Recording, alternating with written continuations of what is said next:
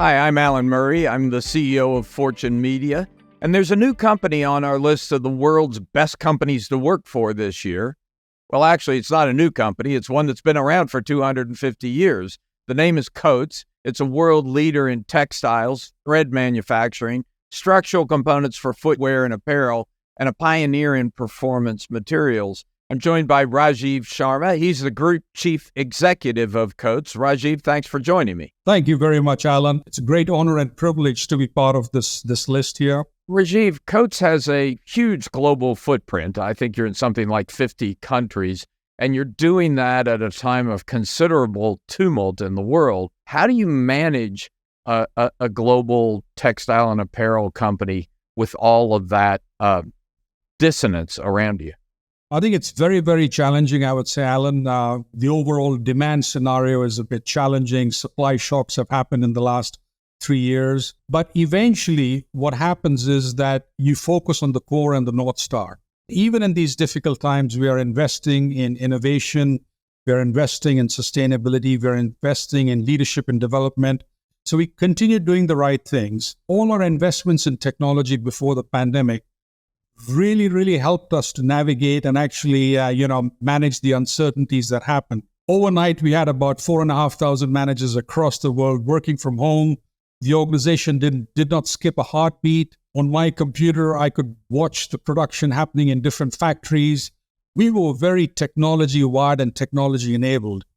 The other good thing that we did before the pandemic was really leveraging the cloud computing. And that gave us flexibility to move production from one country to the other country. From an employee standpoint, it was actually a very exciting time because we were still satisfying customers.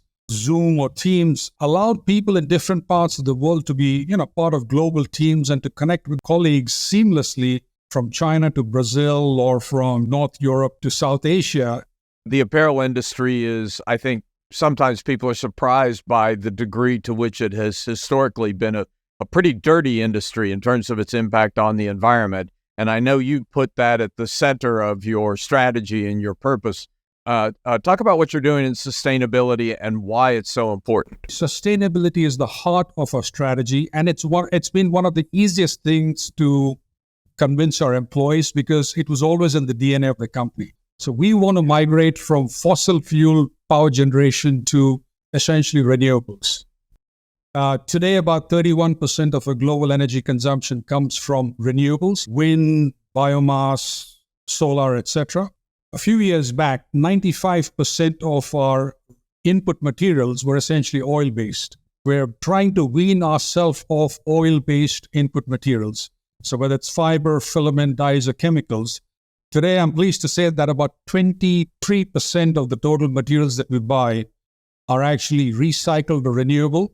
That will go up to 60% by 2026. And the commitment that we have made is by 2030, by the end of this decade, 100% of the input materials are going to be recycled renewables. We've also made another commitment that is by the end of 2050, we will get to net zero as a company. And we are investing in digital thread manufacturing, which uses zero water. So that's sort of the holy grail for us. This is a very water-intensive industry. If I give you some stats, you'll be surprised that to make one pair of jeans, it's roughly 700 liters of water. In the last 4 years, we have reduced our water intensity by 40%. If we can get to that point where we completely disrupt conventional manufacturing and go into digital thread printing, where emissions are close to zero, we will be using recycled material, vegan dyes and chemicals. By 2026, all our sites will have zero waste to landfills. These are the moments of joy and pride that everyone in Coats really gets excited about.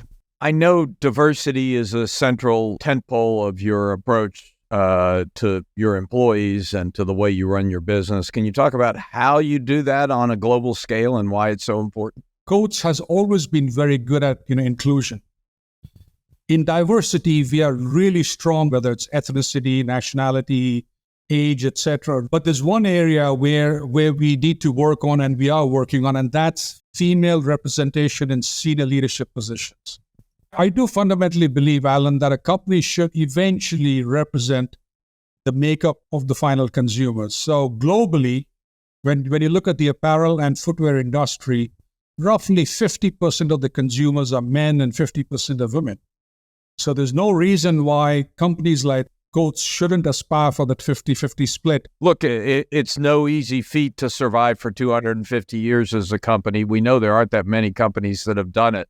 What do you think the core secret is? What is it about Coats that enables it to survive through all these waves of change and transformation? I think it goes back to the culture, Alan. So the culture is underpinned by three pillars that I see. The first one is around doing the right thing. And it translates into ethics, integrity, safety, and sustainability. And I think this whole mindset of doing the right thing has sustained us for the last 2.5 centuries. The next thing, which is absolutely foundational as far as Coats is concerned, is customer centricity. We have always been, trying to anticipate customer needs, and that's allowed us to transform over the past, 2.5 centuries. And last but not the least, the one word that comes up every time we talk about culture and Coats is family. It is a very sharing and caring sort of a culture within Coats. It's a very collaborative culture. And it's a culture that invests in building enduring and lasting relationships amongst ourselves and with our suppliers and customers. So these three things, I think, have really helped Coats to reinvent itself many times over the past 270 years. And we are on this journey right now as we're transforming from the industrial age to the digital age. I'm really, really proud of the work that is done on a daily basis across the world within the Coats factories and the Coats communities, helping people. Of the 15,000 employees, roughly 11,000 work in manufacturing. And of those 11,000, probably 8,000 are unskilled to semi-skilled. So actually helping them with life skills, financial planning, looking after the community. And the biggest joy you get is when those individuals, a few years down the road, write a letter or call you up and say, I've started my own business. I learned those skills while I was at Coats, and now my next generation is taken care of too. Well, that's a very exciting vision, Rajiv. Thanks for sharing it with us. Congratulations again on making 25 Best Global Workplaces an important accomplishment. And thanks for taking the time to talk with us. Thank you very much, Alan. It's been a pleasure and privilege speaking to you today.